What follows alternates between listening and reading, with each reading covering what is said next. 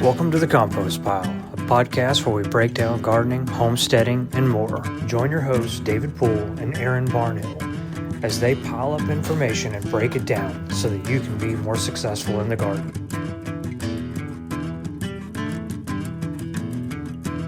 Anyway, welcome back to The Compost Pile, your podcast for all things gardening. We're back here again. We're going to talk about one of the fundamentals, right, in our fundamental series. What are we talking about today, David? Talking about just general watering practices, some things to look for, some do's and don'ts, maybe touch on a myth or so. Okay, there's a lot. Yeah, it's a simple concept, but very practical advice we're going to give today, making sure that you're doing some of the most important aspects of growing plants. Everything needs water. Yeah. I mean, we talked about soil first. Obviously, if your plant doesn't have soil, it's going to die. If it doesn't have sun, it's going to die.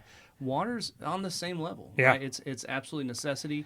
Even things like cactuses, right? Cactuses are known for being a desert plant. Yeah. They don't need much water, but they definitely do need water. You see, you've got to know what you have planted and what their water requirements are. So when you're planting out new plants, most tags will tell you, give you some general ideas of what kind of soil you need, and that might lead you to give some a better understanding of how much water.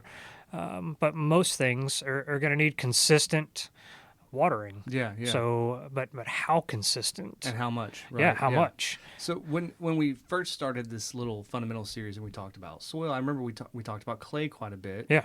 And that's kind of more impermeable and it holds water in. So soil and dirt and all of those things, that really plays a part too, I'm sure. It does. Accessible water, and soil type and consistency, determines the water holding value, and that's going to also affect how much you water. So there's no magical, formula of how you're going to water. I'm just going to start writing equations for watering. So we go out and we install landscapes. This is the number one question. Well, how often do I water? It's kind of a loaded question because there's so many variables, especially when we talked about climate last week and sun and all these elements and microclimates.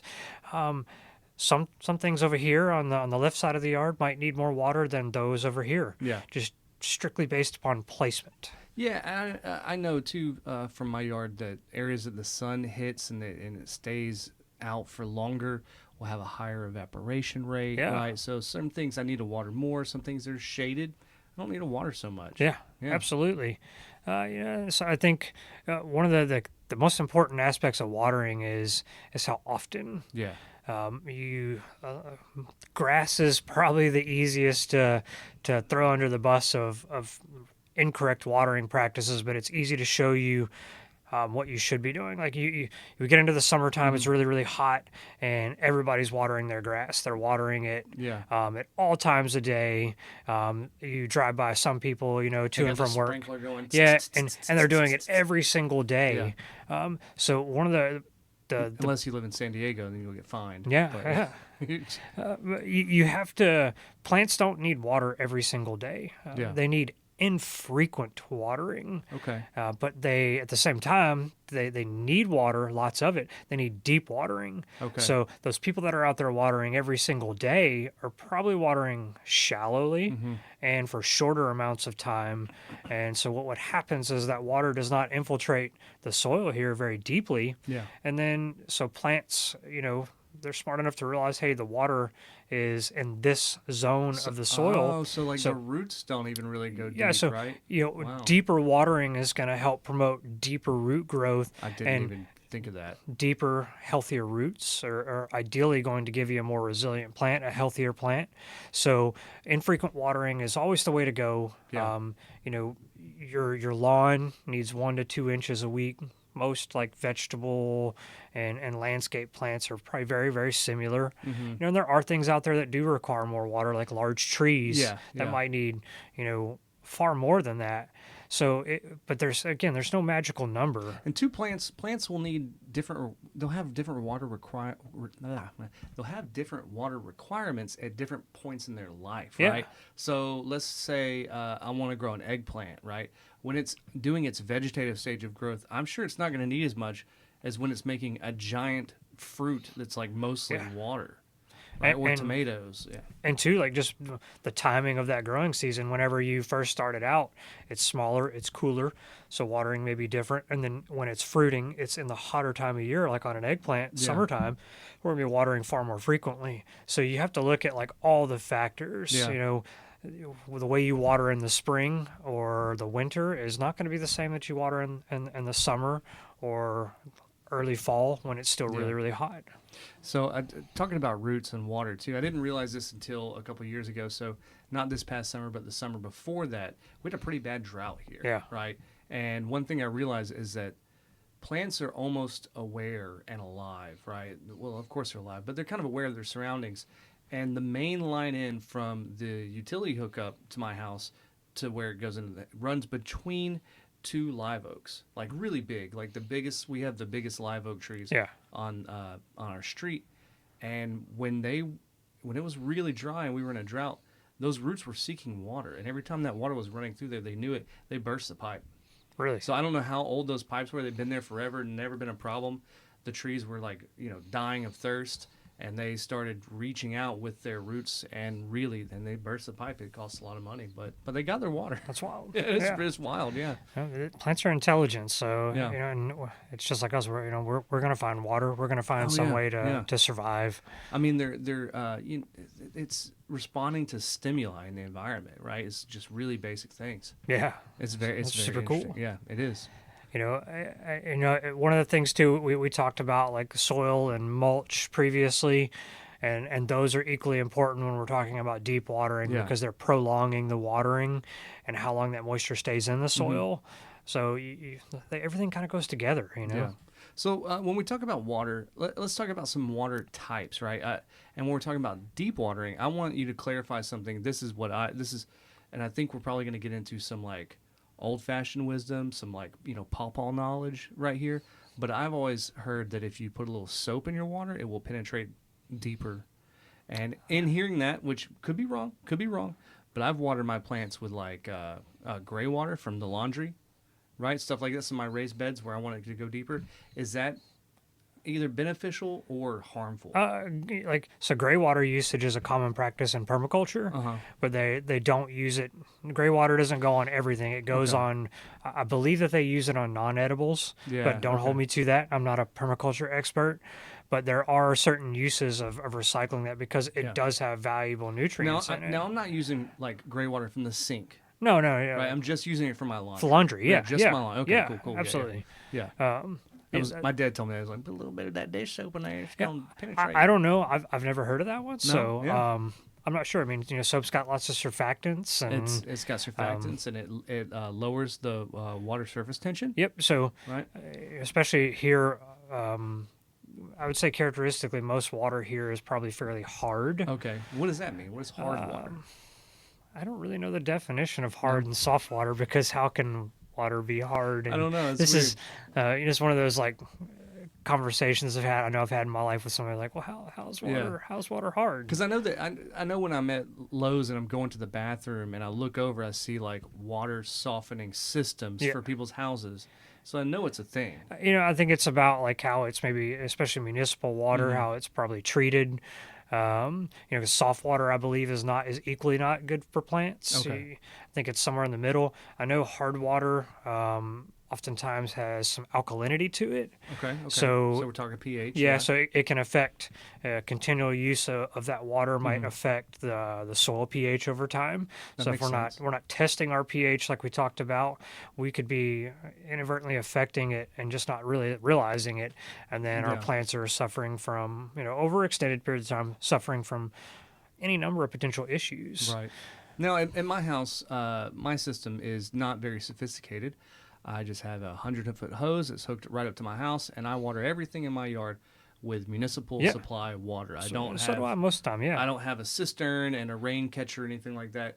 Is that harmful at all? Because I know that the city puts like chlorine in your water. They put a bunch of stuff in there. Is that hurting my plants at all? It's definitely not helping them, because you also think about some of these things are chlorine is for helping to kill maybe Yeah, bacteria. I mean that's why they put it in swimming pools, Yeah, right? Yeah. right. So you're killing organic life. So Okay. yes, you're putting those same chemicals into the soil, and as we talked about, how soil is so important, Right, and, right, right, and right. we want to encourage a microbe population in the Mm-hmm. soil. So yeah, I definitely think there is an effect to that. So you're saying it could hurt the worms? Could be. It could. I don't want to hurt the worms. So I mean, you can for chlorine, you can always like catch water into something and leave it out, let it sit for Mm-hmm. 24 to 48 hours, and that chlorine will dissipate off. It just kind of evaporates, Yeah, right? Yeah. and then they always tell you that for like blueberries are very prone to not liking chlorine. Really? Oh. Yeah, Oh. like so they say never use municipal water for blueberries. Yeah. That's just something I've heard all my life. Well, my dad doesn't have that problem. He has a lot of blueberry bushes, and he has well water, right? Yeah. So I guess that's why he always gets a lot of blueberries. I always get very little blueberries, Yeah. so maybe that's But why. you see though, like whenever you water with municipal water for like long periods of time, whenever it's kind of dry, it's not a lot of rain, and then all of a sudden we get this like massive, like heavy rain, Yeah, and then yeah. within a couple days everything looks like Yeah, it's like all greened up. and it's greened up. And it's like, I was watering you it's the whole bigger, time. yeah. But rainwater naturally Yeah. is slightly acidic, so the Okay. pH is more in the realm of what most things are growing in our Yeah. region, and it doesn't have any contaminants in it. I always thought it was because and like a lot of the ideas that I have, they really came from nowhere except my own brain, right? And so I always thought that rainwater had more nitrogen in it, right? Because our atmosphere is mostly nitrogen. So I was like, maybe rainwater just has what plants crave. Yeah, Maybe it's just got that nitrogen.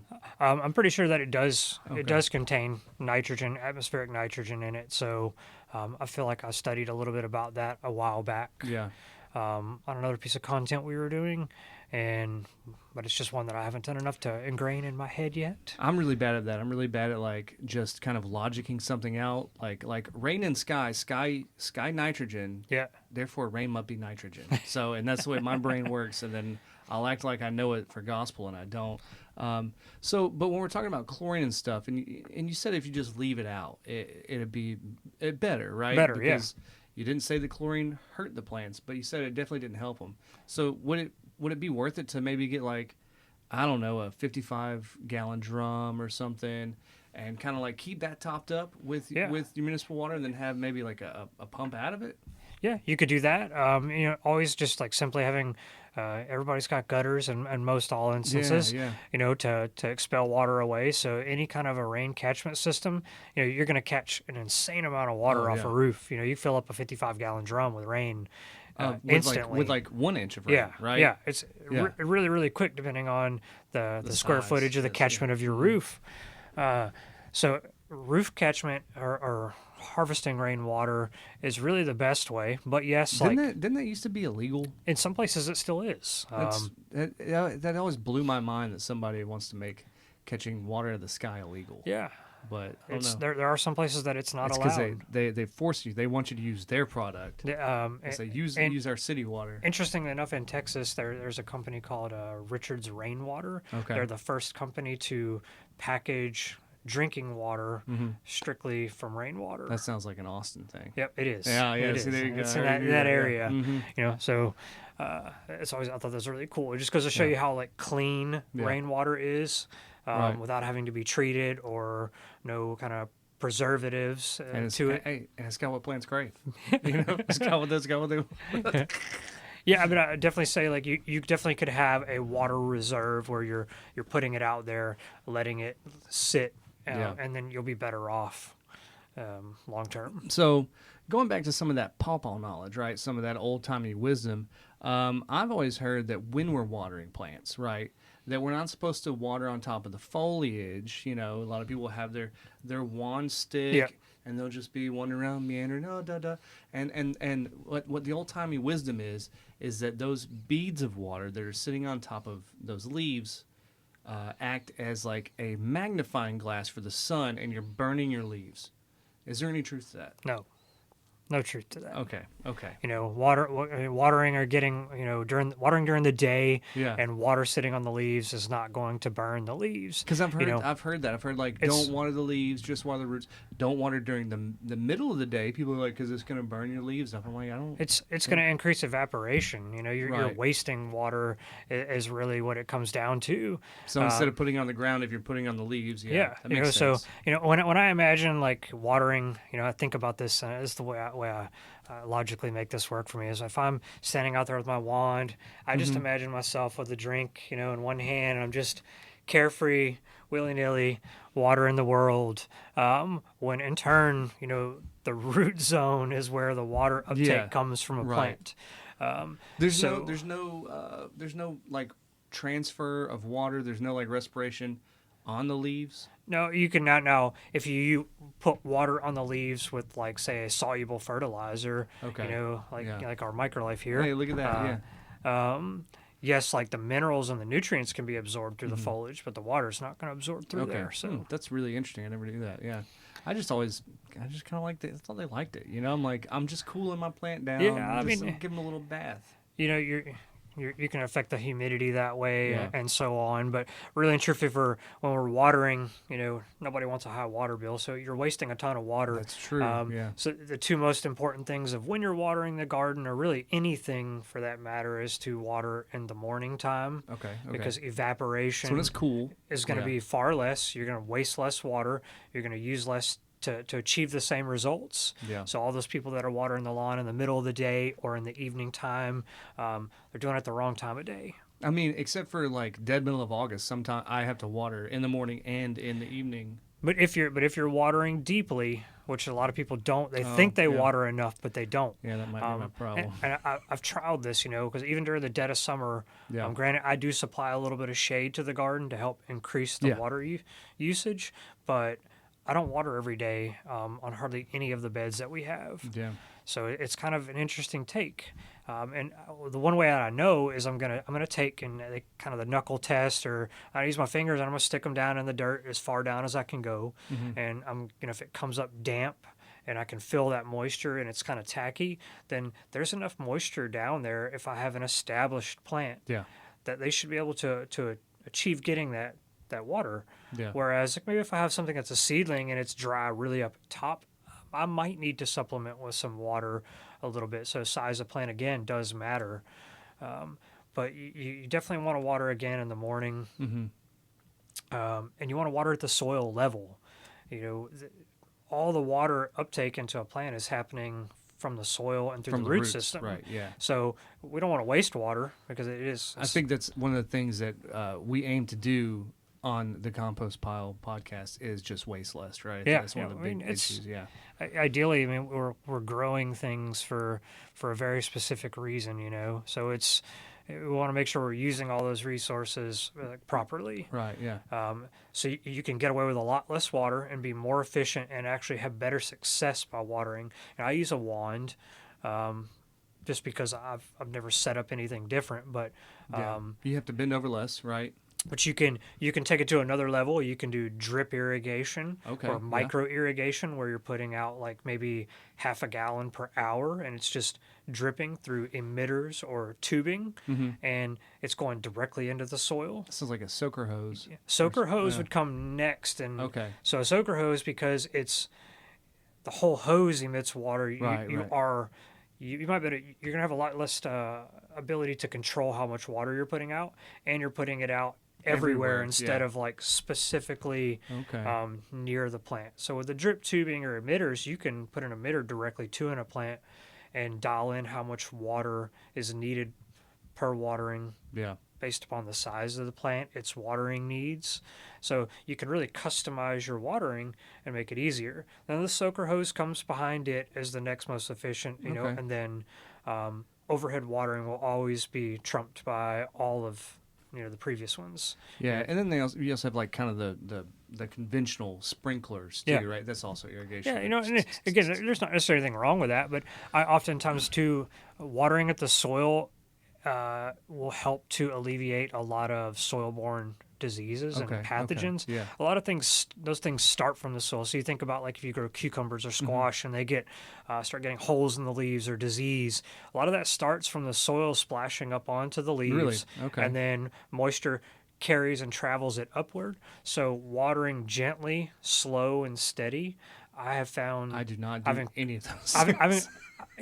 while most people don't, but Yeah. I've increased my success and my ability to stop certain issues that I used to always face from happening by just taking it a little bit slower and flooding the bed gently and making sure that water's getting in there deep. I just now, for the first time, realized the soaker setting on my nozzle. I just realized what it's for, right? Because I'm a shower guy. You know what I Yeah. mean? I put it to shower, I go, do, just like that. And I just now realized that the soaker mode on all of those, turnstile ones just goes straight down at a 90-degree angle and splashes like big globs. So it doesn't splash. Yep, and it's a like you can do like they make a bubblers that Yeah. can go on the end of a hose. Like if you're doing like a big tree or a something that has a very vast root system, you can do a bubbler where it's just bubbling and it's like slowly It's like a big seeping spoon in, at the end. and then as it seeps in and the pores of the soil fill up, it begins to kind of run off and spread. So, but you're getting that slow and steady approach to watering versus just like, oh, let me turn this on for 5 seconds, 10 seconds, and then it looks wet enough, and we Yeah. move on, and we realize we're not getting deep enough, and that can drastically affect how well virtually any plant does. Yeah. Well, let's talk about some indoor plants for a minute here. Our mutual friend Zach was always a big proselytizer of watering from the bottom, right? He's a big indoor plant guy, but he criticized me a bunch of times because I would just water my plants willy nilly. He was like, you gotta let the roots soak. You gotta water from the bottom. Is there any legitimacy to that? Do you need to water them from the bottom? I mean, watering from the bottom is a simple way. I mean, because the soil will absorb the moisture and it kind of creates a wicking effect. Yeah. So you can absolutely water from the bottom. You can do that on He said that it promoted deeper roots. Yeah, well, I mean, it's the same concept we talk about, like infrequent deep watering versus shallow watering. Versus just the top, right? So yeah. watering from the bottom does have those benefits because you are teaching yourself that deeper watering is more effective versus you water on top, and especially in a container, if you don't water it enough. One of the tricks that we use at the nursery is to, we'll walk around, we can oftentimes tell by the color of a pot whether it's damp or has moisture in it. But if it looks dry, oftentimes I'll lift it up. Yeah. And if it's real lightweight, then I know a lot of the moisture. Yeah. The soil's dry, so I'll water it, and then I can. Granted, weight is not a sure solution for knowing if you watered enough, but I can tell that pot is got moisture in it. Versus if I just water it for a short amount of time and I check it, then it still might be light, and I don't have full saturation. Yeah. So you're watering to the point of runoff in a lot of instances, so that the water is getting deep. You're filling the pores of the soil, and it's getting farther down. What are some of the signs that a plant will show you that it needs water? For instance, I've got some citrus at my house, and when I think they need water, their leaves kind of just curl. You know what I mean? Instead of being splayed, they do that little curl thing. You can get curling. You can get wilting is the most common. Okay. Wilting is people get super scared that a plant's wilting. My peppers do it all the time in the dead of summer because it's so hot. But it's a natural defense. It's an indicator for us to say, hey, maybe we need to. Wilting's when they start drooping and sagging, right? Yep. Yeah. And then you water it, you give it some supplemental water, and you come back out later on, 4 or 5 hours later, and then it looks like nothing happened. Yeah, okay. So I mean, those are probably the most common things you see. You see just like the leaves altering how they look, or kind of looking sad. Yeah. And you can give them that extra watering. Is there signs that maybe we're watering too much? Too much water could be nutrient deficiency, so yellowing of the leaves. Okay. But you could also get yellowing of the leaves with overwatering because you might get root rot Or stress. So you'll often see nutrient deficiencies become present, and that could be an indicator. A lot of times yellowing that's the first thing we look at is what are your watering practices? Right. How often? How long? Because it could be too much or too little. Yep. Are you even checking? Are you just watering because you think you need to water. So always going back, like stick your hand in the dirt, get a little dirty, see if there's some moisture in there, and then let the soil tell you, hey, I'm dry. Because it can go the other way too. You can definitely water too much. One of the biggest differences in our area versus some other areas, and I'm thinking of a peach, for instance, right? Fredericksburg is known a lot for its peaches, right? Sweet Fredericksburg peaches. But we can't really grow those here because there's way too much humidity. You know what I mean? There's too much humidity in the air. It rains too much, and all of that water promotes, fungus. Yeah. I think is why they don't grow here. It's a stone fruit, and I think their blossoms will just get fungus in it. And it's all of those environmental factors are huge. A huge deal, with stuff. Sometimes some things can't take as much water as we have. No, they definitely cannot. It's we often get enough natural water. We get so much rain here. It's a crazy amount, So it makes it very difficult to find that perfect medium. There is never like a one-size-fits-all watering regimen. You've got to be willing to alter it. You got to be willing to check consistently, so that and eventually you do learn. You kind of know, but until you start putting your hand in the dirt, like checking, for moisture, weight, and just doing some simple things, it gets very difficult to know how much and is enough or not enough. You talk about wasting water. I've worked all over the place. I've worked in Bakersfield, California for a little while. Have you ever been there? Mm-mm. So it is like the mecca for nut trees, right? Okay. So you're going to Bakersfield. It's flat. It's in the San Joaquin Valley. It's a desert. And you go there, and everywhere, for as far as you can see, is pistachio trees and almond trees. So they're growing these trees to take advantage of 364 days of sun because it never rains. Yeah. It's also arid and dry, so there's a higher rate of evaporation. They have to water those trees with 17 times more water than they would here. But they get such a higher yield from the sun. It makes sense, for them, I guess. It's so crazy. It makes me feel bad, though, when I eat pistachios, which are the king of nuts. Okay, you can find me in the comments if you want, but pistachios are the king of nuts. I don't know. I'm going to honestly say I'm not sure I've ever eaten a pistachio. You need to rectify that. It's the king of nuts. Right. Little nut knowledge there. Okay. But what else should we know about watering as we're getting near the end of this? I think we've covered most of the basics, it's just really key takeaways: deep, infrequent watering, water at the soil level, try back to testing your pH from time to time if you're using a lot of municipal water, making sure that that water usage is not affecting it. Try to use rainwater. Try to use rainwater if you can. Yeah. Because it definitely, as we've seen from our own trials and just, observations, it's wild, the difference. It really is, yeah. And pay attention to your plants. They'll tell you. They'll let you know. They'll wilt. They'll curl. They'll do all those different things, That's all natural stuff. So. All right, man. Well, thanks for teaching me a little bit more about water. Yeah. I hope you learned something, and we'll see you back here next time. Yeah. See ya.